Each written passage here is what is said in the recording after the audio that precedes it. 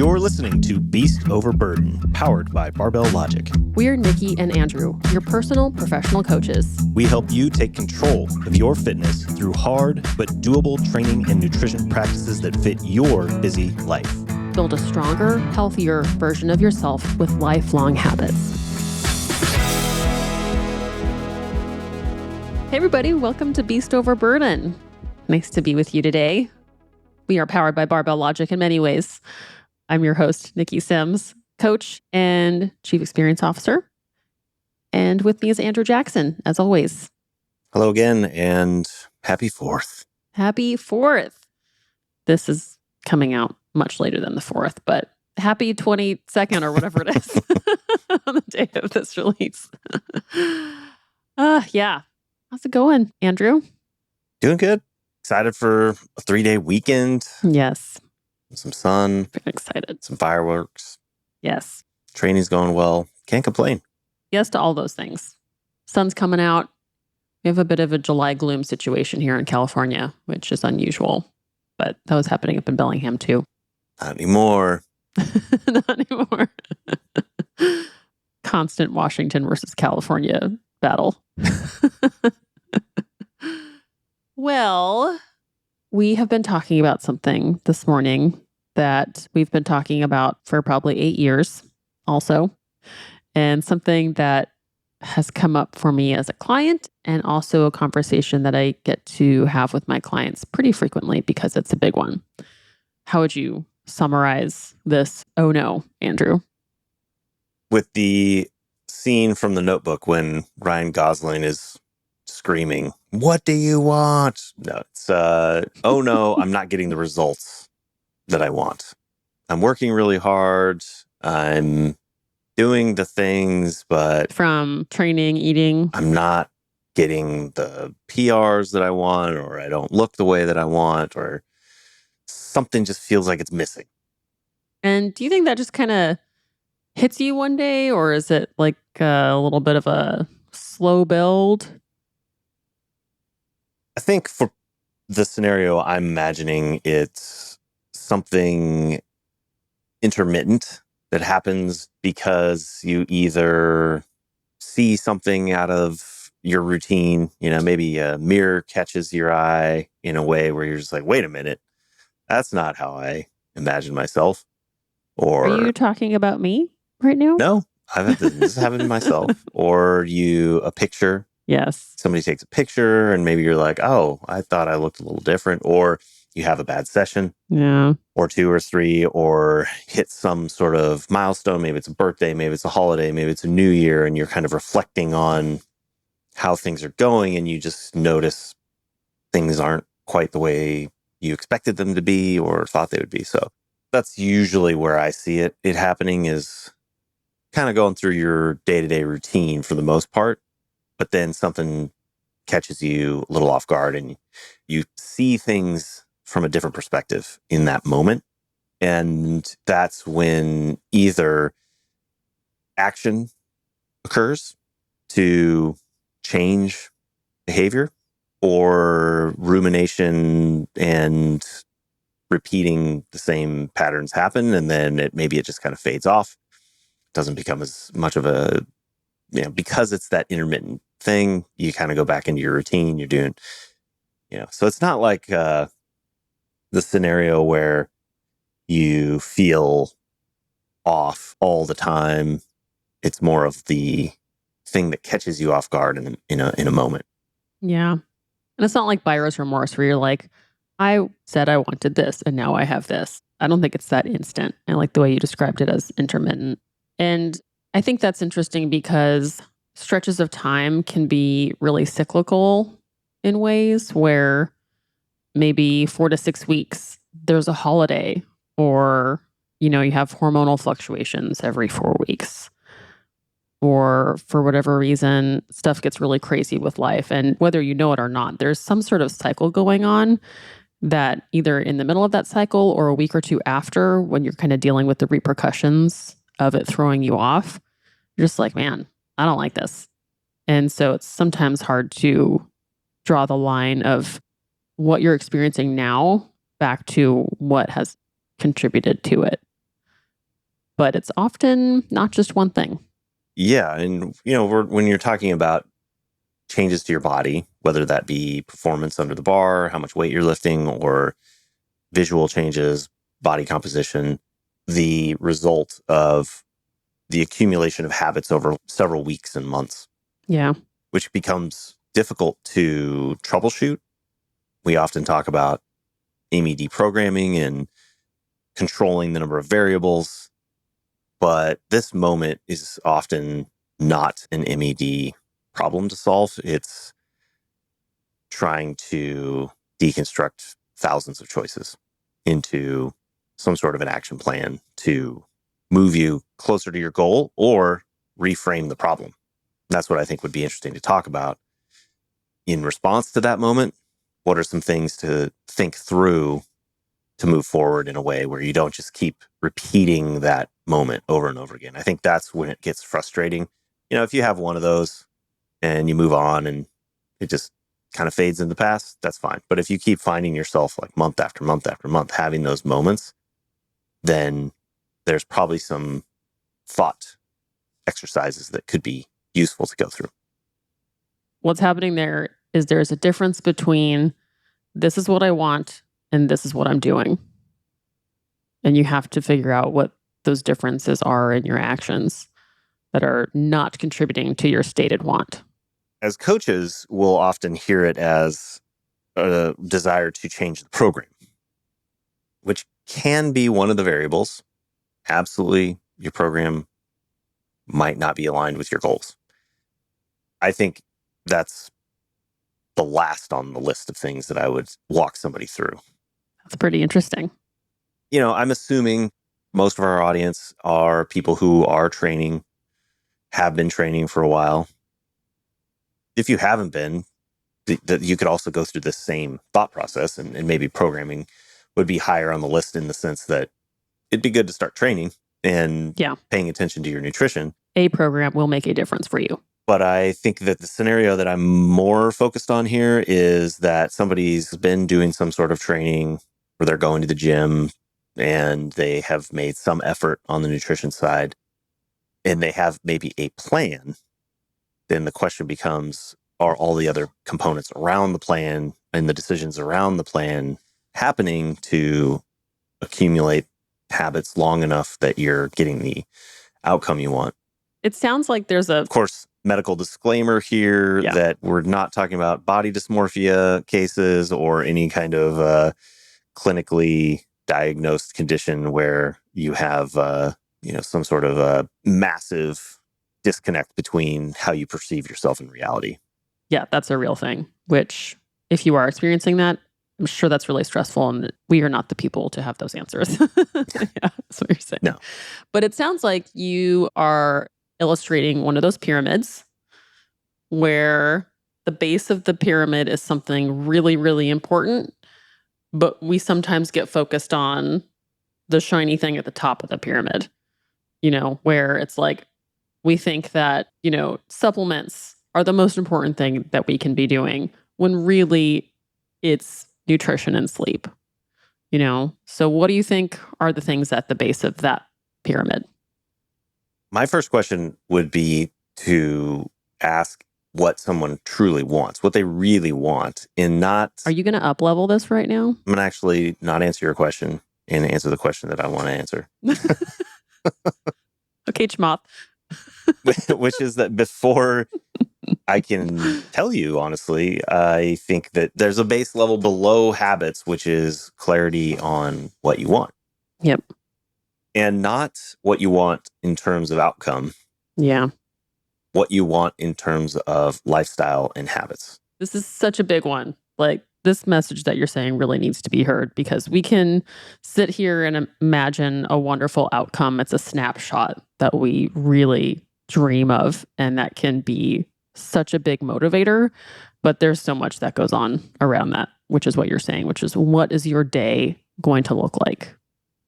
Right. And we've talked about this in different ways before, like when we did the Jake Gyllenhaal episode for Roadhouse. And to me, that's a great example of looking at an outcome, which is the way he looked physically in that movie and choosing that as what you want without choosing the year he spent preparing to look like that and the To choices show up on the set that day. that he made to get there for a 24-hour period of time that you don't want. Not only do you not want it, but you can't want it because your lifestyle just physically, it can't be what he was doing because he was paid millions of dollars for that to be his life and his job for 6 months to a year. So that to me is the first and most difficult question to ask of anybody. And that's one I like to ask my clients, probing questions that really get to what someone wants, that they can also say that they want the behaviors and the habits which are in that pyramid. Yeah, it's like, how do you want to live?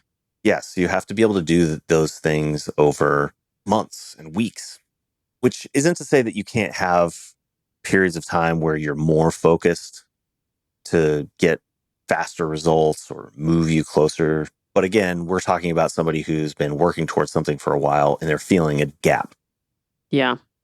So, okay, before we go take action, let's take a breather here and make sure you're not expecting something of yourself that you can't reasonably deliver.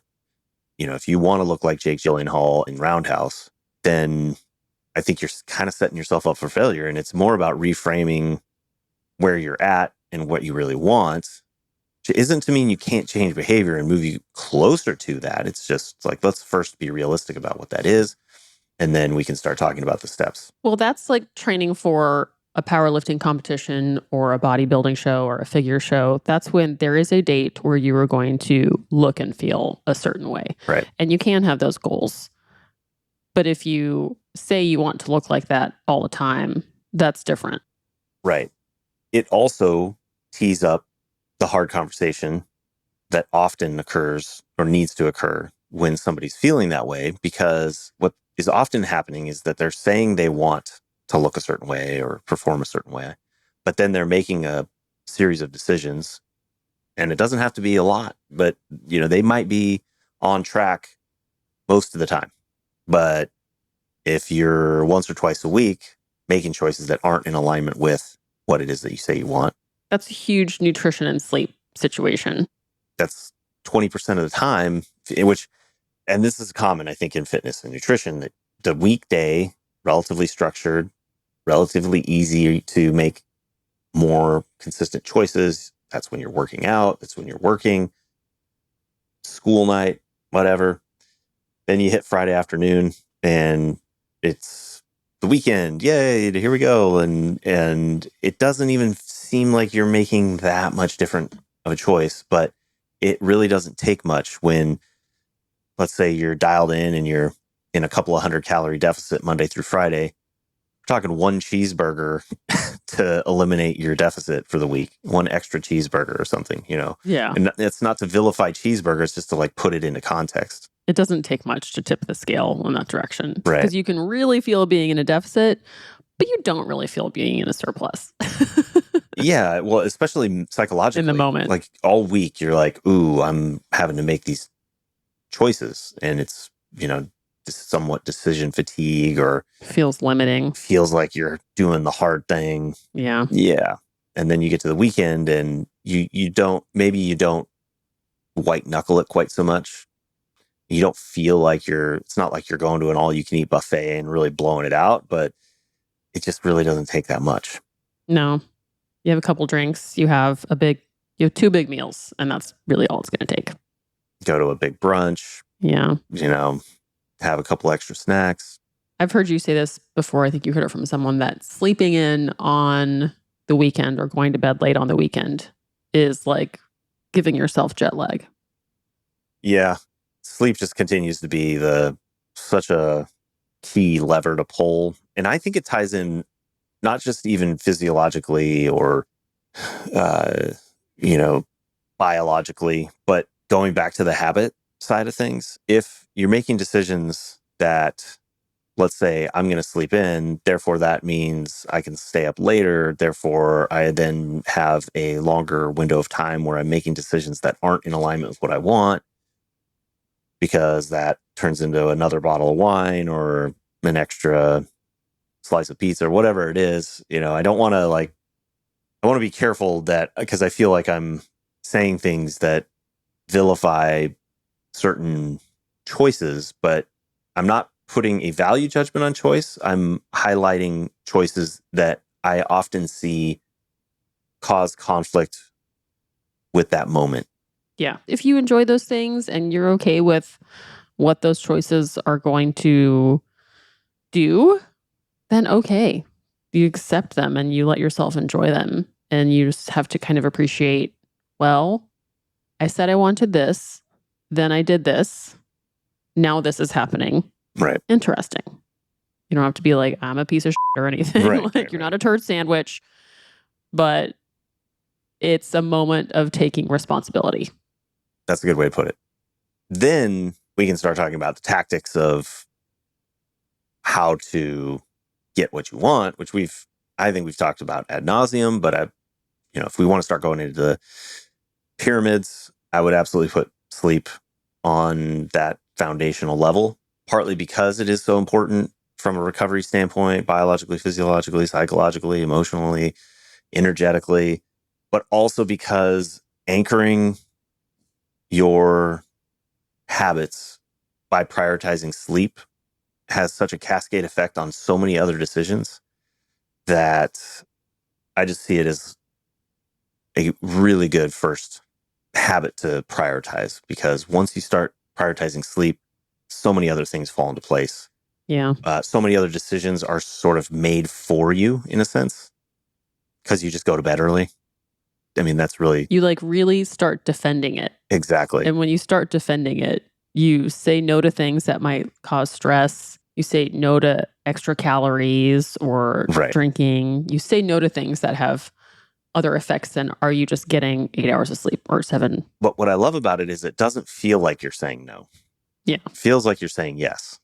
This is sort of like adding fiber or protein into somebody's diet, where they will make really big changes or improvements in their body composition or their lifting, and they're blown away that nutrition could actually be a process of adding something and not restricting, because so much of the conversation around nutrition and diets is about, what do you have to cut out? Entire food groups, entire macros. And when you get to add something in, it's this mind-blowing thing. Same thing with prioritizing sleep. For most people, choosing an earlier bedtime is going to be the game changer, if they have the ability to do that. Another way to back into it is to set a goal for number of hours and then get up at the same time every day. Yeah. So which is effectively going to make the same decision. If you say, I've got to get up by 6 a.m. every single day, and I need to get 7.5 hours of sleep, that sets your bedtime. Because math. And then you get to start saying yes to that bedtime, or yes to getting that much sleep, which gives you the cascade effect of saying, effectively, to your point, saying no to a bunch of other decisions that you could make. Yeah. I think tracking sleep quality is also a great way to get kind of a next level of insight to that, because let's say you want to track not only number of hours, but how much deep sleep you get or the quality of your sleep, then that even starts backing up pre-bedtime. So you might start noticing that if you stop eating a couple of hours before your bedtime, then you get better quality sleep. If you don't drink alcohol at all, or if you at least limit it to 1 or 2 drinks a couple hours before bedtime, then you notice this huge improvement in your heart rate, huge improvement in the sleep quality, huge improvement in deep sleep, and probably number of hours of sleep as well. Well, here's an acute example that I'll give you, which was basically me over the last 12 hours. Yesterday, I had a huge leg day. Then I went to spin. Then we had dinner. And then, pretty close before bed, I had a protein shake. And it was a big dinner. I had a lot of calories, which I needed. They were all within my caloric goal right now. But all those calories happened, what was it, after 7 p.m.? And then in bed at 10. And so when I wake up and weigh myself this morning, I already know after a big leg day, I weigh more. That's what big legs do. They make you retain a bit more water. I've just like accepted that. But then plus all the extra calories and then spin makes my heart rate high. So with all the activity that I did after 1 p.m., I weighed in heavier. And if I didn't understand the ripple effects of those choices, I'd be like, I'm fat, and I still have that little voice in my head. But I just know like these are the things that happen when I do that the day before. It's an example of these actions lead to this snapshot. And that's why you look at weight trends and you eat much earlier. Yeah. Things like that, because you start to manage the variables around weigh-ins and understand how many factors go into that snapshot. I think this is a great specific example of how, having gone through this thought exercise, applying it to that scenario, you then have the ability to reflect on your decisions and make rational choices about what to do. So in that case, you recognize the pattern and you understand the physiology enough to be able to say, I'm going to still make the decision to train heavy leg day and go to spin because I value those things and that's what I want to do. And I know it's contributing to my goals. You might make slightly different decisions with dinner timing, caloric timing. Yeah. Or not, I don't know, but you wouldn't have that moment of just feeling like, oh, my program isn't working. My program's not working. Exactly. Yeah. You might have that brief moment of like, oh no, I'm not getting the results I want. Then you can take a step back, look at the choices you made, the impact that it had, and then decide whether to modify based on, like I said, rational choices. Mm-hmm. Or you could recognize them as just sort of like a slight one-off and no change needed. Other than, might need to take that into account next time. Yep. I certainly noticed that for me the most with, and I've talked about this multiple times, that the effect on sleep, particularly of eating and drinking later in the afternoon or later in the evening, which, for me, same circumstances. I didn't have the big leg day. I benched and pressed and then did the spin class as well. I didn't have the protein shake, but I did have yogurt and fruit, but I'm a much bigger person. So like the percentage of calories, I don't know, it was probably also most of my calories at that time of day, but I was done by 8, which for me, 2 hours before bedtime is usually pretty good. And I prioritized getting a walk. Yep. So some examples for me that I notice and have made conscious choices is to be done eating and drinking earlier. That makes such a big difference. Usually a couple hours before bed. Yeah. Walking between the meal and bedtime seems to make such a huge difference in my sleep quality. Yeah, that's clutch. It helps me digest the food. I feel like it burns off just a little bit of blood sugar or something. I don't know. I could be making that up. But I just noticed that my heart rate's lower. My deep sleep is higher. Yeah. My sleep quality is higher. I'm less restless. I feel less bloated and full. I think I just digested more before bed. I find it quieting for the brain too. A little bit of a wind down opportunity. So yeah, that to me is an example of where paying attention to sleep and prioritizing it has trickled down to decisions hours before bedtime that make it change my behavior. And on the drinking side too, this one just keeps being a lesson learned over and over and over again, just how much difference moderation makes. And my latest saying is more fun equals more fun. Yeah. More wine does not necessarily equal more fun. So I'm trying to like reframe decisions as what's going to be more fun here. What is fun? Fun is sleeping well. Exactly. Not just today, but tomorrow morning, tomorrow afternoon. Like, what can I do that I can maintain where I don't feel like I'm restricting? I still had 2 glasses of wine last night and I still had a perfect sleep score. Pretty proud of myself about that one. But nicely done. All thanks to my 2 a.m. La Croix. This is the tactic you all need to pay attention to. I swear, when I have one of these nights where maybe I had a glass or 2 of wine, the deep sleep, the biggest difference I notice is the deep sleep comes later in the evening.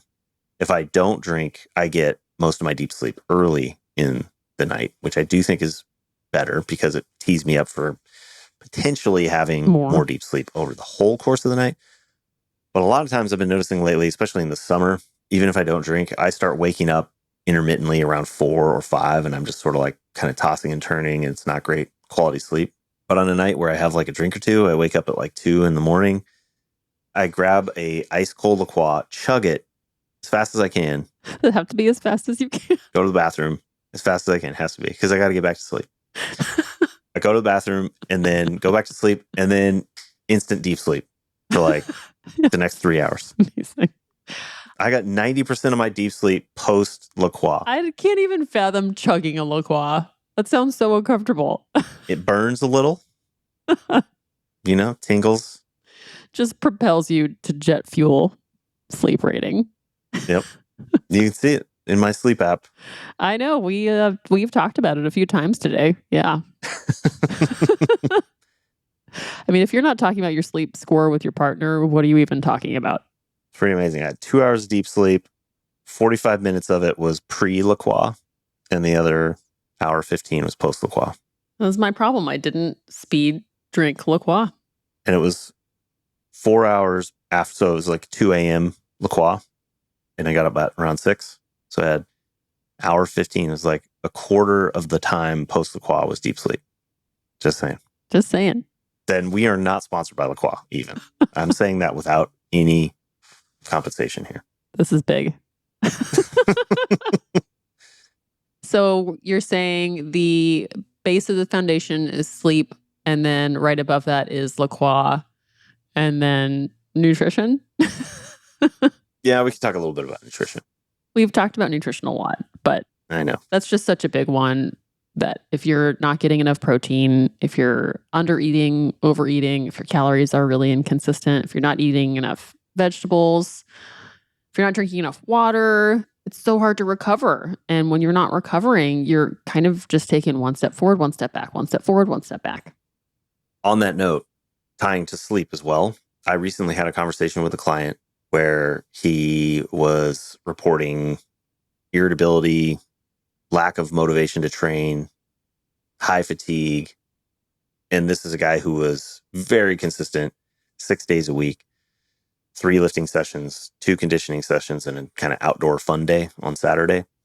And I asked him how his sleep was. And he's like, "Oh, it's funny you mentioned that. I thought it was just the summer, but I have noticed that my sleep on Mondays has been really bad every week. And on Tuesdays, I'm like super irritable." And that was his heavy day. So on that recovery front with nutrition, sleep is also a factor that if it's pretty rare, but there are cases where if somebody's training super duper hard, relatively high volume, high intensity, super consistent, they might be, and it's impacting your sleep, you might have to pull back a little bit on your training. That's one where the program may come into play from one of these foundational elements that you might need to just check on. Yeah, in terms of schedule. I'd say it is not common for one of my clients to train that consistently and that hard. Yeah. But it is something to check in on. It could be sleep. It could be also nutrition. So when is program something to be looked at? After you've kind of reviewed those things. So it would be, let me summarize. You review sleep, you review nutrition, you review consistency? Yes. Consistency with sleep, nutrition, and your training. And your training. I would check in on stress, kind of factors outside the gym that could be contributing. It's pretty unlikely somebody's getting great sleep and consistent with their training if their life is in turmoil. Yeah. I'll often see sometimes somebody under a lot of stress train consistently, but then sleep or food might be off. So maybe somebody can get 1 or 2 of those, but it's pretty unlikely that somebody's getting all 3 with a big life stress event, but possible. And that is usually also going to contribute similarly to, the other 3, not, the sleep, nutrition, or the training being off. It's derailing some aspect of consistency in their life. There's some sort of inconsistency happening. Yeah. And the only reason I would ask is that if the inconsistency is happening because of external factors that you can't control in that moment, then going back to the what do we want question becomes important again. because we need to make sure we're asking what we want in the context of what's happening in our lives and whether or not we can sustain habits with what's going on. Yeah, you got to be real about it. You got to look at your calendar and be like, oh, well, this happens and I travel here and then a work trip comes up and this and this and this is going to happen. And training doesn't happen in a vacuum. If you're traveling every 5 weeks, that is a stress. It often results in a missed training session before the travel. You train differently while you're there. Being on an airplane or sitting in a car for many, many hours is a borderline traumatic experience. And then your sleep is thrown off. So you can't ignore that. That counts as a stress. For sure. Then programming probably becomes part of the discussion because we can talk about the X's and O's of what the exercises are and what the sets and reps are and the intensity and the volume and how many exercises and how many days a week, having understood the variables around the training, the many more variables there are that we need to take into account when we start talking about the actual program. What can they recover from? What can they do consistently? And what other things are impacting the program?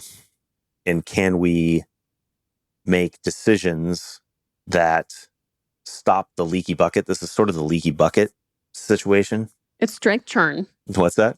Strength churn.